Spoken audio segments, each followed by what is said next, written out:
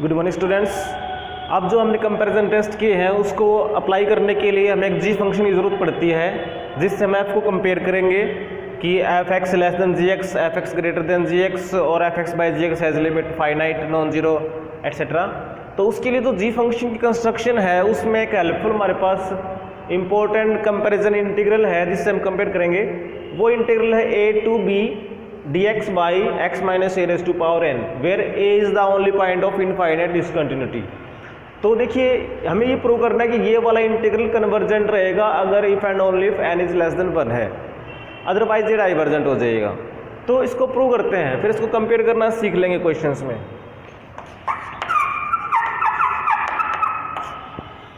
तो देखिए इस इंटीग्रल में अगर हम देखें, अगर n की वैल्यू 0 हो जाए या नेगेटिव हो जाए, नेगेटिव हो गई तो ये पावर ऊपर पहुंच जाएगी।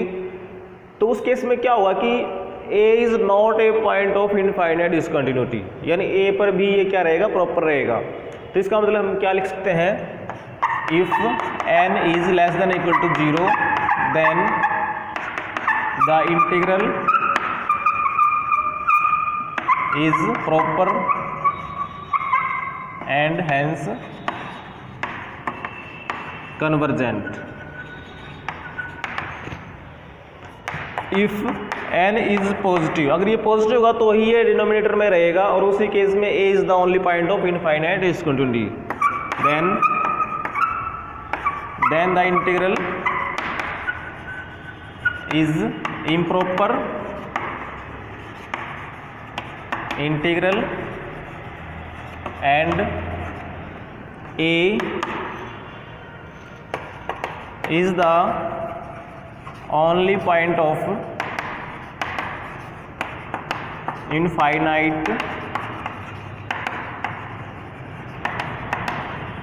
discontinuity। यानी हमें ये पता लग गया कि a is the point of infinite discontinuity और ये इंटीग्रल इम्प्रॉपर इंटीग्रल है। और अब चेक करना है कि इम्प्रॉपर इंटीग्रल तो है लेकिन ये कन्वर्जेंट कब होगा। तो इसके लिए हम इसको इवेल्यूएट करके देखते हैं। Therefore by definition integral a to b dx by x minus a raised to power n को हम लिखेंगे। हम इसमें जो लोअर लिमिट है a, इसमें हम एक ऐड कर देंगे एप्सिलॉन, और एप्सिलॉन पर लिमिट लेंगे टेंड्स टू 0 प्लस, और ये b रहेगा एज इट इज, और हमें इसका इंटीग्रेशन करना है इस तरह से। अभी देखिए इंटीग्रेशन करने से पहले हमें n पे चेक करना पड़ेगा कि n कहीं 1 तो नहीं है। अगर 1 होगा तो इसका इंटीग्रेशन अलग तरीके से होगा, अदरवाइज का इंटीग्रेशन अलग तरीके से होगा। तो केस फर्स्ट ले लेते हैं कि n is not equal to 1। उस केस में इसकी वैल्यू क्या बनती है, इसका इंटीग्रेशन कर देंगे डायरेक्ट, इसको ऊपर ले जाएंगे तो -n पावर हो जाएगी x minus a raise to power -n, और उसमें +1 कर देंगे और इसी से डिवाइड कर देंगे। और लिमिट्स हैं इसकी a plus epsilon to b।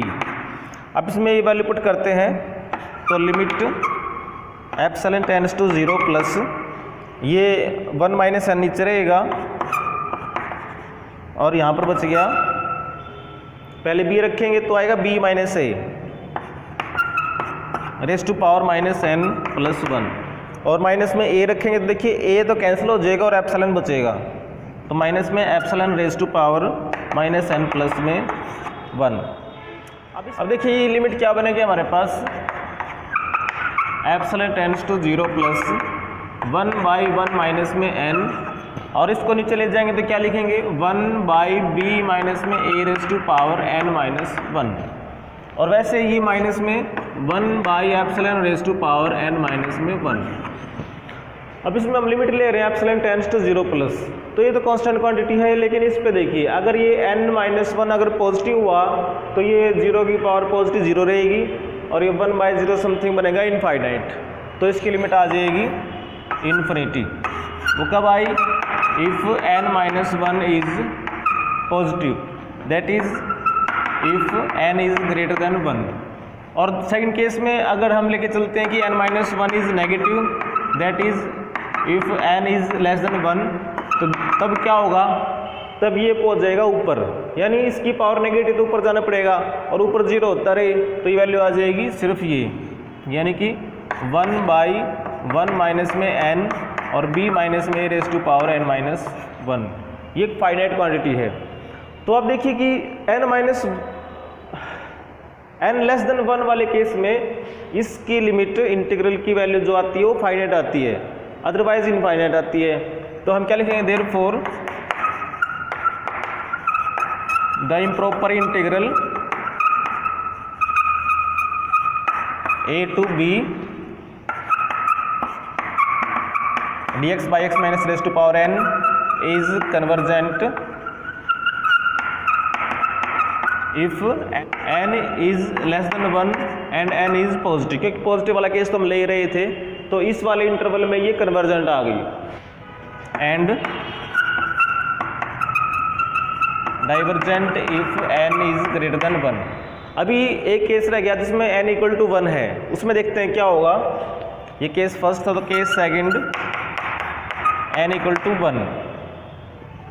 तब उस केस में देखिए ये जो इंटीग्रल है वो ये ऐसे बन जाएगा, यहाँ पे n की जगह पे हम 1 लिख देंगे। तो देखिए क्या बनेगा, ये limit epsilon tends to 0 plus, और क्या लिखना था हमें यहाँ पे, integral a plus epsilon to b dx/x minus में a। अब देखेंगे इसका इंटीग्रल कैसे करना है, लॉग में आएगा और फिर हम लिमिट लेंगे। तो limit epsilon tends to 0 plus, इसका इंटीग्रल आएगा लॉग ऑफ x माइनस में a, और लिमिट्स हैं इसकी a plus epsilon to b। तो पहले तो जैसे b रखेंगे यहाँ पे, तो आएगा limit epsilon tends to 0 plus log of b minus में a माइनस में लॉग ऑफ, अब यहाँ पे x की जगह a प्लस एप्सिलॉन रखेंगे तो ये एप्सिलॉन बचेगा, और अब इस पे एप्सिलॉन टेंड्स टू 0 करेंगे। देखिए ये तो है फाइनाइट, माइनस में इसकी लिमिट होती है माइनस इनफाइनाइट, तो ये माइनस माइनस प्लस इनफाइनाइट आ गया। तो हम यहाँ से देख सकते हैं कि अगर n1 वाले केस में भी ये इनफाइनाइट आ रहा है, तो therefore the improper integral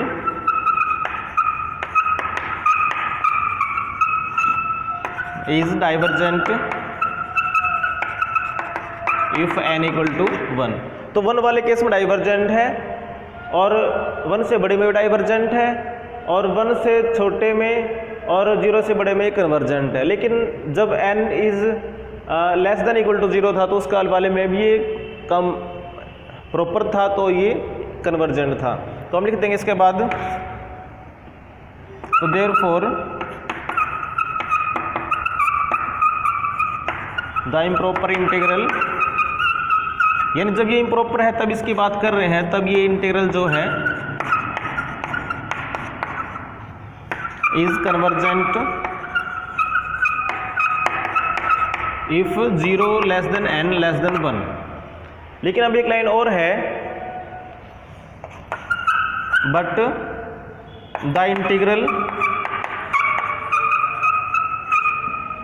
is proper when n is less than equal to 0।